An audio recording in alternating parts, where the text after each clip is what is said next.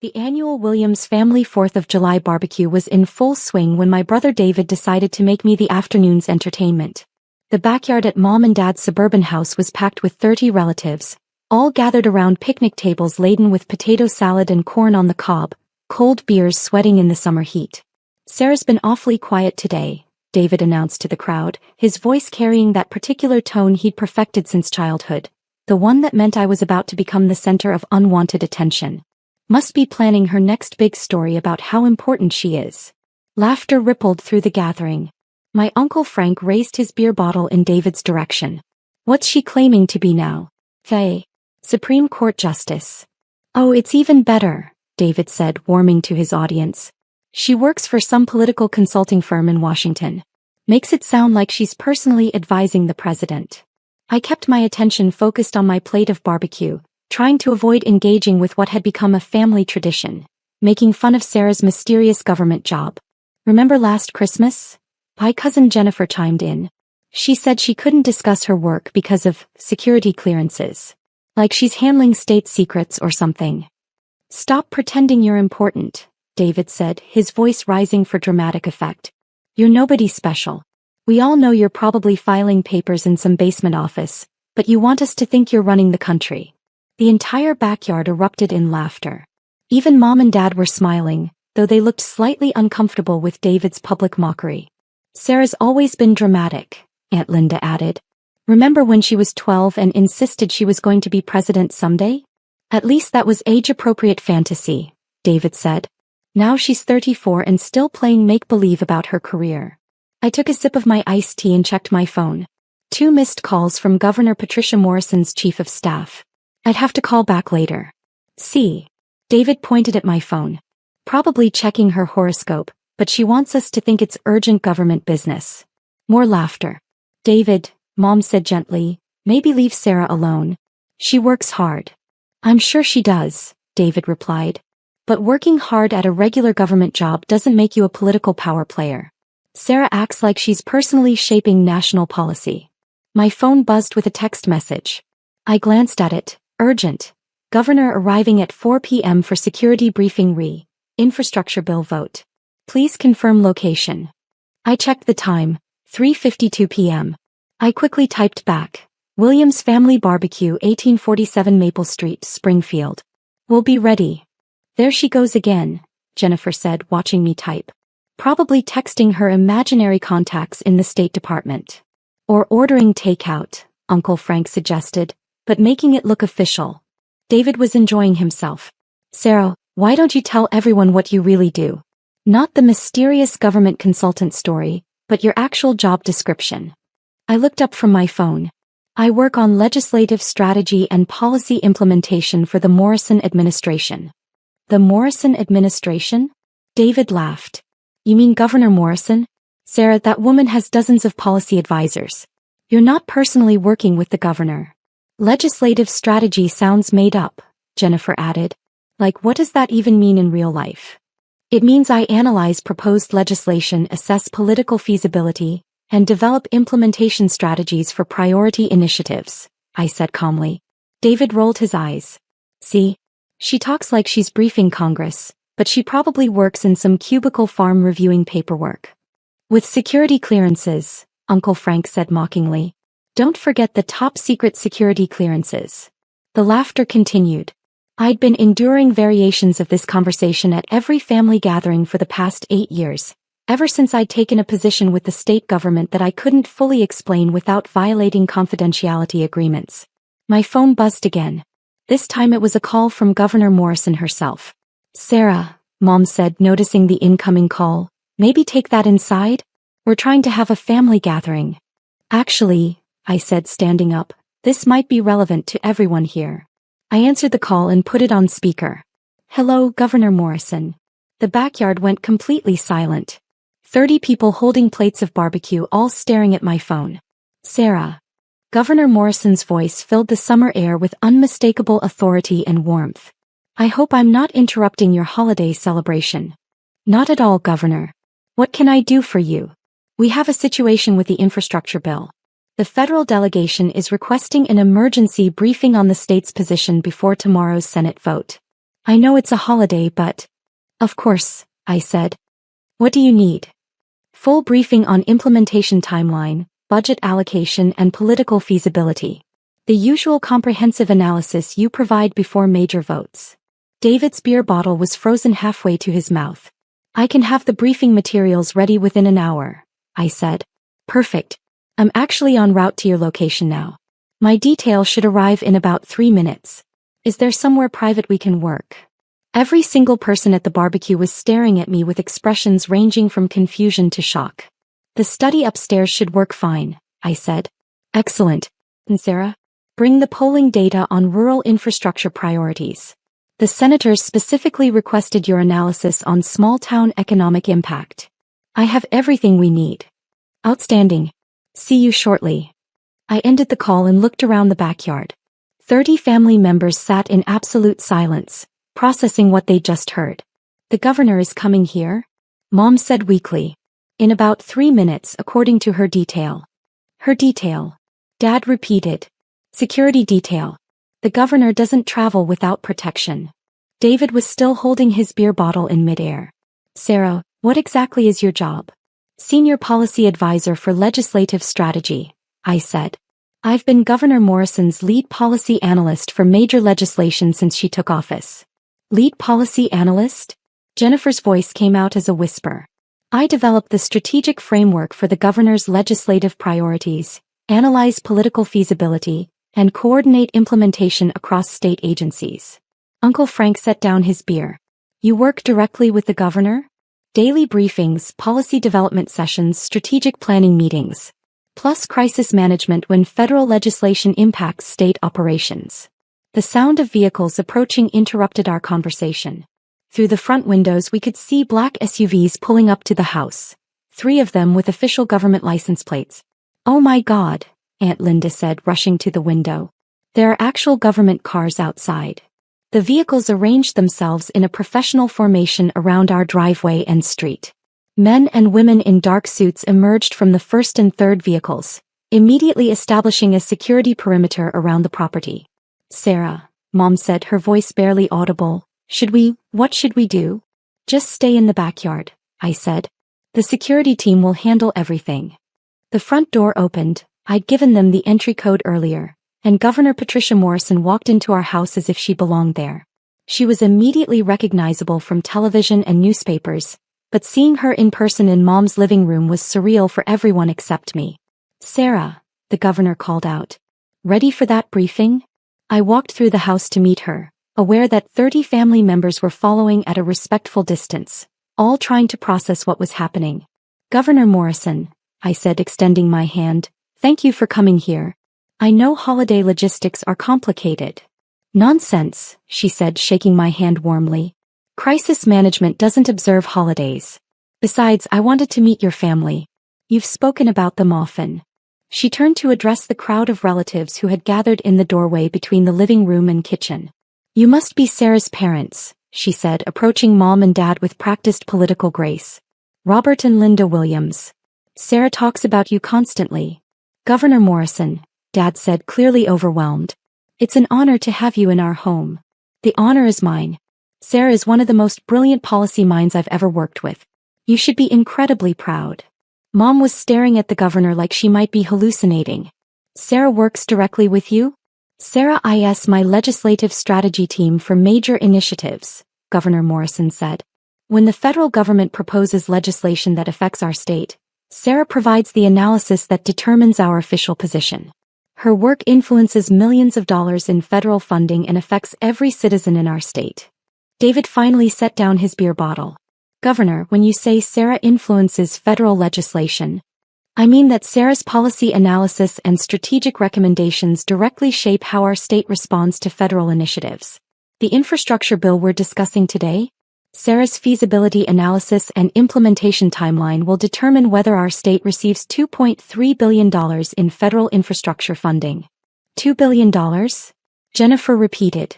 Sarah's recommendations carry significant weight because her analysis is consistently accurate and politically astute, the governor continued.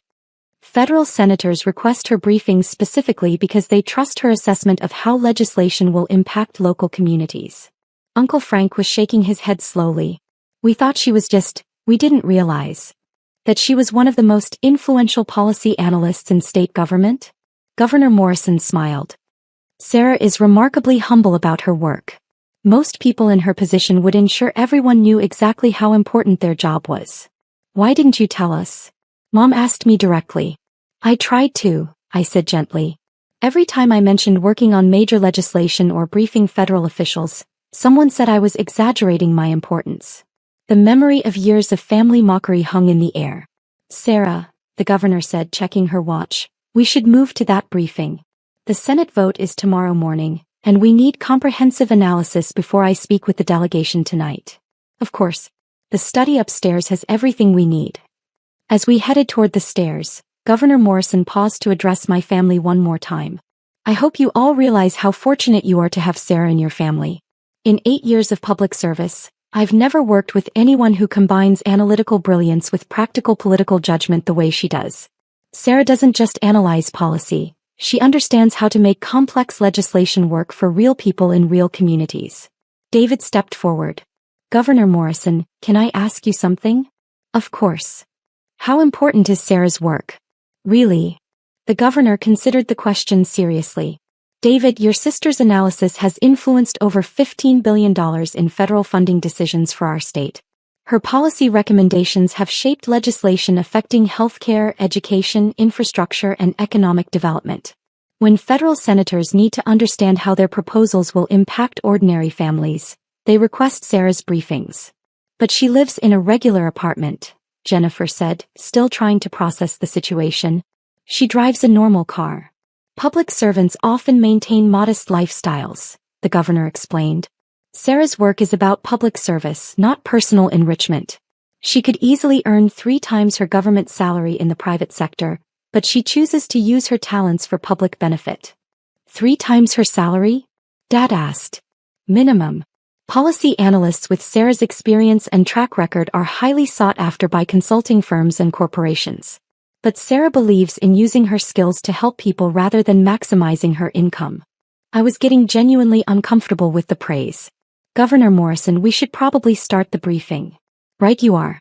Ladies and gentlemen, thank you for sharing your holiday with state business. Please, continue enjoying your barbecue.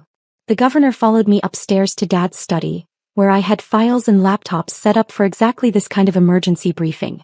Through the windows, we could see the security detail maintaining their perimeter around the property. Sarah, the governor said as we settled in with the briefing materials, I hope your family understands now why I rely on you so heavily. They're still processing, I think. It's difficult for families to understand the scope of high-level government work, especially when the person doing it is modest about their contributions. We spent the next 2 hours reviewing implementation timelines, budget allocations, and political feasibility assessments for the federal infrastructure bill. The governor would use my analysis to brief the state's congressional delegation, who would vote on whether to support $2.3 billion in federal infrastructure funding. At 6:30 p.m., we concluded the briefing and prepared to rejoin my family downstairs.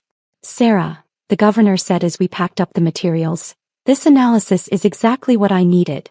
Your assessment of rural economic impact will be crucial for tomorrow's vote. The polling data shows strong bipartisan support for infrastructure investment in small communities, I said. That should help with the Senate vote. Agreed. And your implementation timeline gives us concrete deadlines for project rollout. This is precisely why federal officials specifically request your briefings. When we returned to the backyard, the barbecue had resumed, but the atmosphere was completely different.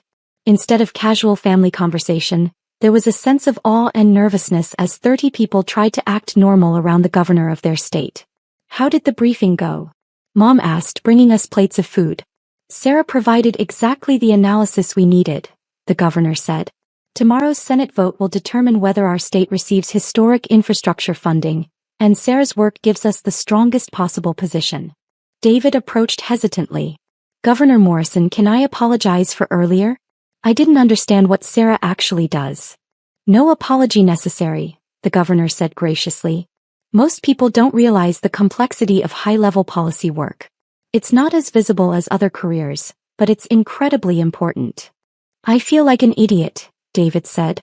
I spent years making fun of Sarah for pretending to be important, and it turns out she actually is important. Important work doesn't make someone more important as a person, I said. We're all just doing different jobs. Sarah, your job affects millions of people and billions of dollars, Uncle Frank said. That's not just different, that's extraordinary. Governor Morrison nodded. What's extraordinary is Sarah's combination of analytical brilliance and personal humility. She could leverage her expertise for personal gain, but she chooses public service. At 7 p.m. the governor prepared to leave. Her security detail had maintained their professional perimeter throughout the visit, and now they smoothly coordinated her departure. Sarah, she said as we walked to her vehicle, thank you for the excellent briefing. I'll call you tomorrow after the Senate vote to discuss implementation next steps. Of course, Governor. I'll have updated timeline projections ready. Perfect. And thank you for hosting this at your family gathering. It was lovely to meet everyone. She turned to address my family who had gathered on the front lawn to see her off. William's family, she said warmly, you should know that Sarah is one of the most respected policy analysts in state government. Her work makes a real difference in people's lives every single day. With that, the governor was escorted to her vehicle, and the motorcade departed as efficiently as it had arrived. Within 5 minutes, our quiet suburban street returned to normal, leaving behind only the memory of government vehicles and the lingering sense that everything had changed. Back in the backyard, my family sat in contemplative silence, processing what had just happened. Finally, Dad spoke. Sarah, we owe you a massive apology. You don't owe me anything, Dad. Yes, we do. For years, we've dismissed your work, made fun of your career, treated you like you were delusional about your own importance. While you were actually advising the governor and influencing federal policy, Mom added, her voice thick with emotion. David sat down beside me. Sarah, I'm sorry. Really truly sorry. I spent this afternoon mocking you for pretending to be important, and then the governor of our state showed up to personally brief with you about multi-billion-dollar federal legislation. I wasn't pretending, I said quietly. I know that now. God, I feel terrible. Jennifer approached our table. Sarah, can I ask why you never corrected us more directly? Why you let us think you were exaggerating your job? I considered the question. Because I wanted to know that you valued me as a person, not just as someone with an impressive career title. If I'd led with, I'm the governor's senior policy advisor, would your interest have been genuine or just based on my professional status? The question hung in the evening air. That's not fair, Uncle Frank said gently. We should have been interested in understanding your work regardless of how impressive it sounded. Maybe, I said. But I also didn't want family gatherings to become networking opportunities or requests for political favors. Mom was crying quietly. Sweetheart, we made you feel like you couldn't share your accomplishments with your own family. I could share them, I said. I just couldn't make you believe them. David was shaking his head. The governor said you could earn 3 times your current salary in private consulting. Probably more than that, actually. But you choose public service. I choose work that matters more than maximizing my income. Work that influences billions in federal funding, Dad said, still processing the scope of what he'd learned. Work that helps determine how federal policies affect ordinary families, I corrected. The money is just a measurement of scale. Aunt Linda rejoined our conversation. Sarah, what's it like? Working at that level of government. Complex, I said. Every decision has consequences for millions of people. Every analysis has to account for political realities, economic impacts, and practical implementation challenges. And stressful? Mom asked. Sometimes, but also incredibly fulfilling. When we get policy right, it improves people's lives in measurable ways. Like the infrastructure bill? Jennifer asked. If it passes, it will fund road repairs, bridge upgrades, broadband expansion, and water system improvements in dozens of communities across the state. Real projects that affect real people. And your analysis helps determine whether it passes? My analysis helps state officials understand the bill's implications and advocate effectively for our state's interests. David raised his beer bottle. To Sarah, who's been changing the world while we thought she was filing paperwork. Everyone raised their drinks, beer, iced tea, soda. To family members who surprise us with their extraordinary accomplishments, Mom added. To understanding each other better than we did this morning, I said. As the evening continued, the conversation shifted to genuine curiosity about policy work, government operations, and the intersection of federal and state politics. My family asked thoughtful questions about my career path, my daily responsibilities, and the challenges of high-level government work. "Sarah," Dad said as we cleaned up the barbecue, "I'm proud of you. Not just because you're successful but because you're using your success to serve others." "Thank you, Dad. That means a lot. I'm also sorry it took the governor personally showing up to make us realize what you actually do for a living." "Sometimes seeing is believing," I said. "From now on," David said, "we'll try to do better at listening and understanding instead of assuming and dismissing." "I'd appreciate that." "And Sarah," Mom said, hugging me as we finished putting away chairs, "next time you mention working on important legislation, we'll believe you. Even if it sounds too impressive to be true? Especially then." 3 months later, the infrastructure bill passed the Senate by a narrow margin, securing $2.3 billion in federal funding for our state.